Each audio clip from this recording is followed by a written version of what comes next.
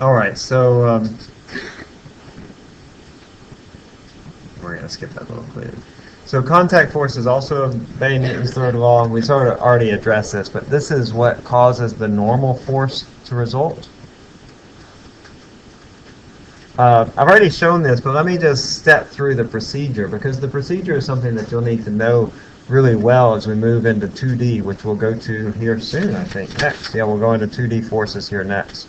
So imagine that if I have an object on a table like this, let's say that the mass is 4 kilograms, and I have my scenario, I know what I'm looking at. I want to draw all the forces that are acting upon this.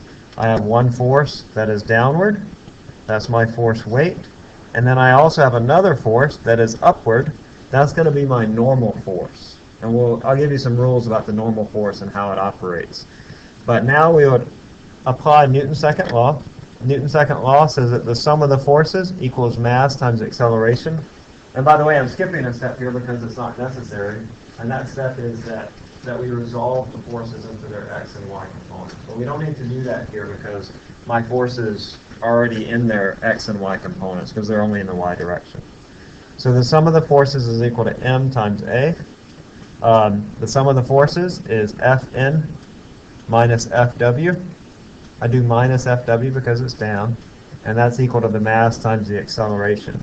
Because this is a static situation, it's not moving, the acceleration is equal to 0, and so I have Fn minus Fw equals 0, or what we had already said before, that Fn is equal to Fw.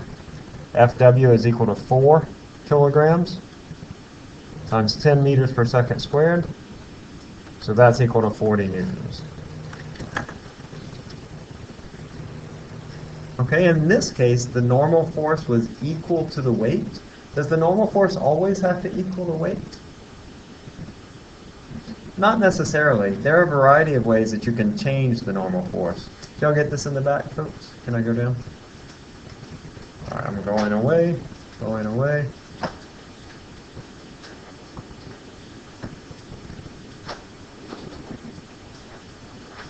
So the normal force isn't necessarily equal to the weight of an object, but the normal force is always perpendicular to the surface.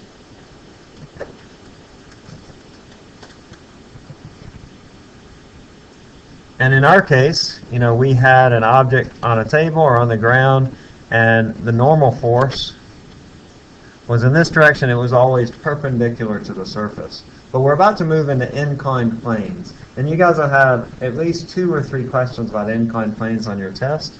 And on an inclined plane, where I have something like this, the normal force is different. It's not pointed up. Instead, the normal force would be perpendicular to the surface. So this is my normal force in this case, whereas over here, my normal force is perpendicular to the surface or vertical. Can I have a normal force that's horizontal? What do y'all think? Can I have a normal force that's horizontal to the planet? Right now, I have a normal force. I'm pushing on the board, and the board is pushing straight back on me. So if I have a vertical surface, and I apply some force, say that I have an object, and I apply some force to it, then I'm going to have a normal force that will be equal but opposite. It'll be in a horizontal direction. So your normal force doesn't have to be up and down. In fact, if you have an inclined plane, which we're going to do next, it definitely will not be up or down. Let's work through an inclined plane. You need to know how to do an inclined plane, okay? So, like for the next test, make sure that you've mastered at least those basic projectile motion problems, the one that goes up and comes back down, and then the one that goes out horizontally, and then also the inclined plane, because that'll make up, 5 or 6 questions of your test. Okay, so if I have an inclined plane like this, I've already drawn the vectors on here. I only have 2 forces that are acting upon this thing. I have the weight of the object that's down, and then I have the normal force that is pointed up. One thing that I want to show you is I have drawn the coordinate system in such a way so that this is my x-axis and this is my y-axis. You'll always want to do that. You will always want to draw the x-axis parallel to the surface.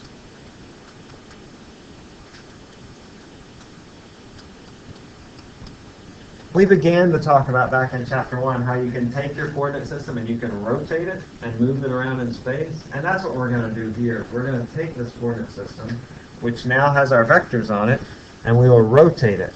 So I have two vectors on this coordinate system. I have my Fn, and then I have my Fw.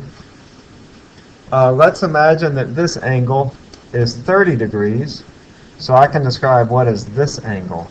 How would I determine that angle, Fw, from the x-axis? What is this angle? Or how would I go about finding that angle? Well, you're always going to be looking for triangles. Can you see a triangle there? There is a triangle. I can outline it here. So my triangle comes like this. So if that angle is 30 degrees, this angle is going to be 60 degrees. So now I've labeled my coordinate system. I'm going to take it and I'm going to rotate it so that it looks more normal. And I'm going to redraw my forces. Here's my normal force, Fn, and then I have Fw down here. I'm going to label my angle. This is our free body diagram.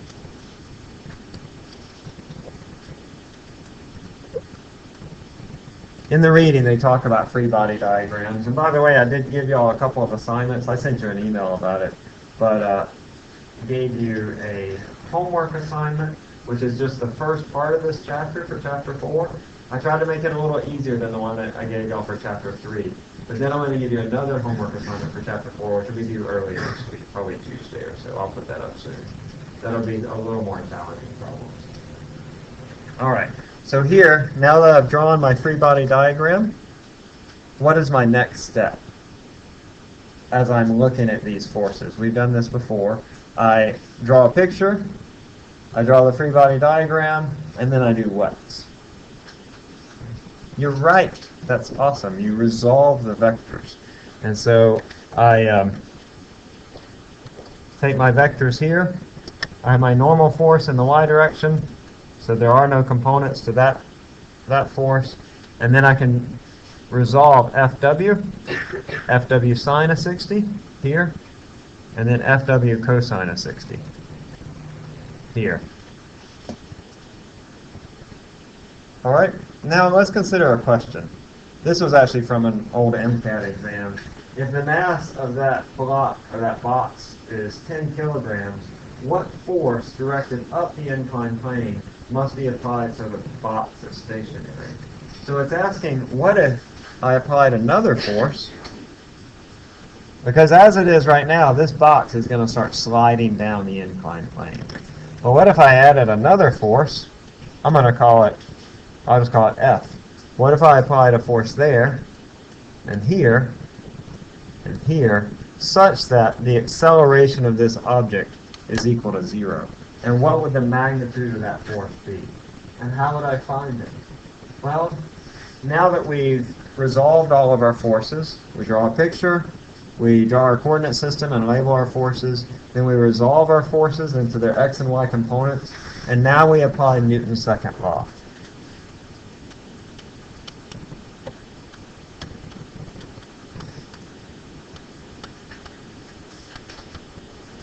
And Newton's second law, you remember, is that sum of the forces equals ma.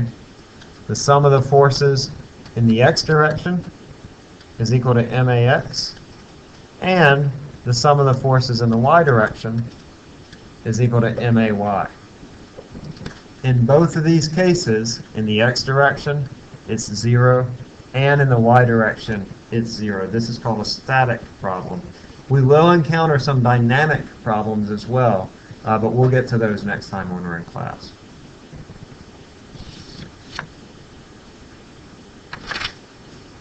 All right, so the sum of the forces in the x. Looking back at this diagram, I have Fw cosine 60. That's in the positive x direction, minus F. That's all equal to 0. And then in the y direction, I have Fn minus Fw sine 60. and that's also equal to 0. So now I've written my equations, and now the final step when you're dealing with forces in 2D or forces in general is to solve the equations, or solve for the unknown.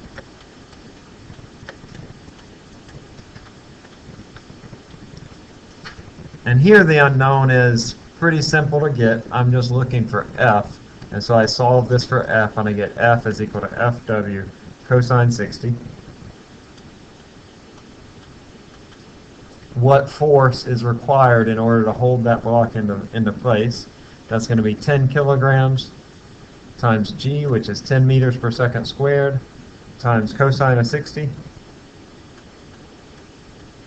Cosine of 60 is a half, so that's 100 times a half, or that's 50 newtons. What if there was no force, F? What if there was no force, F? So let's consider that question. You might have extra space on the next page. Yeah, if you need extra space, you can go to the next page. But I'm going to do it here. What if there was no force? Bless you.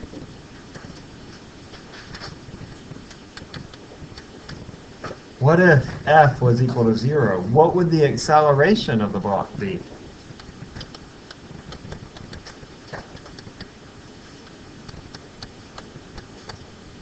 In that case, we would say I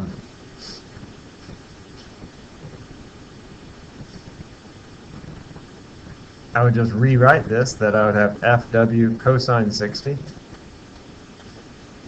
is equal to the mass times the acceleration. That's this equation right here, but I've made a couple of changes. One is that I no longer have F right here, and then I also no longer set this to 0, because I know if I don't have that force that's counteracting the force weight, then my acceleration isn't going to be 0. I don't, let's see, did I make a mistake here? No, that's right. All right, so now to find that acceleration, I would say m times g times cosine of 60 divided by m is equal to a. The m's will cancel. G cosine 60, a would equal to 5 meters per second squared. And so this block will accelerate down the inclined plane at 5 meters per second squared. Be careful about this, because often when we see the inclined plane, we think down the inclined plane is in the negative direction, but the way that we draw our coordinate system is going to make it in the positive direction, because it's the positive x direction. And also be aware, can I go on to the next page? I want to draw another diagram. We had drawn our inclined plane like this before, and we have our coordinate systems like this, where this is positive x, negative x. I can draw it the other way, right? I can draw it like this. So now my coordinate system is a little bit different, but now this is positive x, and this is negative x. So just be careful, make sure that you're looking at your coordinate system properly, and think about how you'll rotate it after you take it off the inclined plane. Okay? That trips up students sometimes. Let's try this next clicker question. Here we have an inclined plane with a block, and this thing is accelerating up the inclined plane, and I want to know which of these equations is appropriate for describing this system. I'm going to get you started just a little bit and help you out, but let's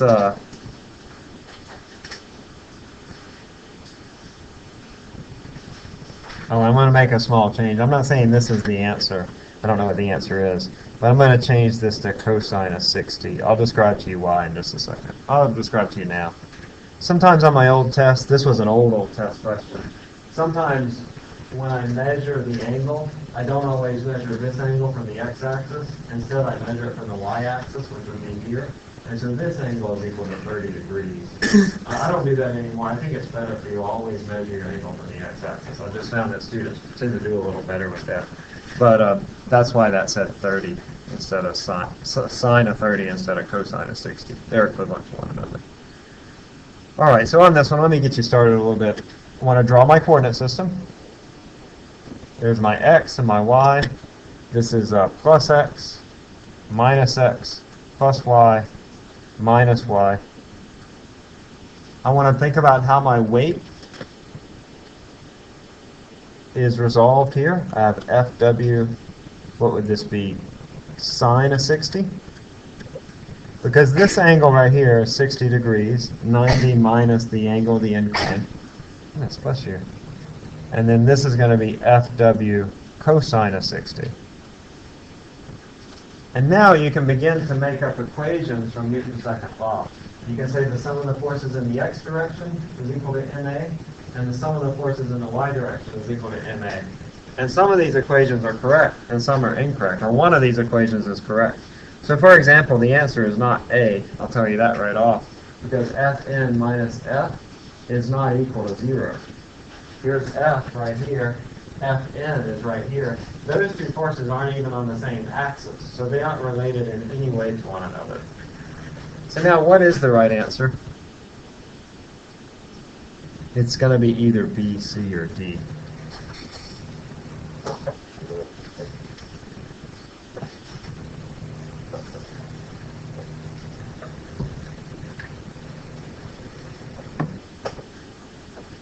Doing well. 25 of you have the right answer right now. Feel free to ask around to your neighbor, okay? Ask them what they put.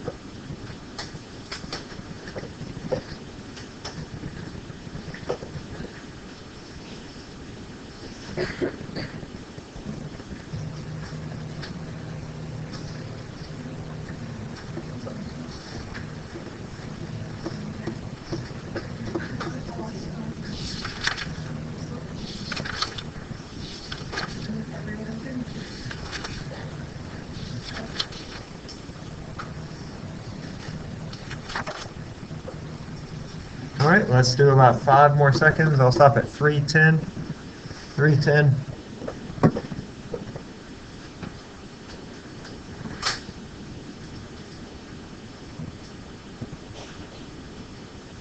Okay, C is the right answer. That Fwn sine 60 is equal to Fn. Let me write out the equations for you here, and then we'll show you why B is not correct. Well, I'll tell you right out why B is not correct. That's what most of you put. That Fn, or most of you that got it wrong put, Fn minus Fw cosine 60. Fn is on the y-axis, but Fw cosine 60 is on the x-axis. So these two forces are not related to one another, according to Newton's second law. So if I were to write out the two equations, I have two axes, so I can write two equations. The sum of the forces in the x direction is equal to ma times x. The sum of the forces in the x direction are going to be F minus Fw cosine 60 equal to max. And I think this was stationary. No, it's accelerating upwards, so I can't set ax equal to 0. But that's one equation. I could have made this one correct if I would have just gotten rid of the n. If I'd done that, then that equation would have been correct. In the y direction, the sum of the forces in the y direction, that is going to equal 0 because there's no acceleration in the y direction. And this is why we always draw our coordinate system with the x-axis parallel to the plane, so that the object is never accelerating in this direction. It makes the math just work out a lot easier if you let your axis always go along the incline. So the sum of the forces in the y direction are going to be Fn minus Fw sine 60. And that's equal to 0. So I can further say that Fn is equal to Fw sine of 60. And by the way, let's say that this block was 10 kilograms. Then I could go ahead and calculate what that normal force was. That would be 100 newtons times sine of 60. What's that? Is that a half or 0.86? I forget.